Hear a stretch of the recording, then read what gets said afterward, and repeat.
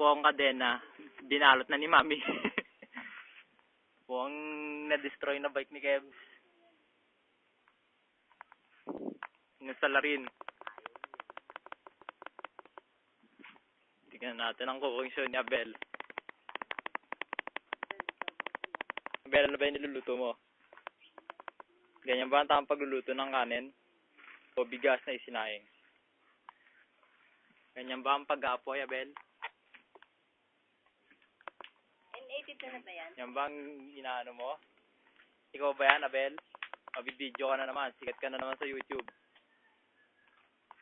Ganyan ba ang pag-aapoy na walang apoy? Nakakaloko, di ba? Pero apoy po yan. Ang mag-best friend.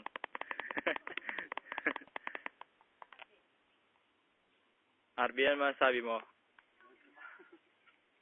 Gringo, ano masasabi mo? Ito yun. Jerry. Ito ang bike na sira.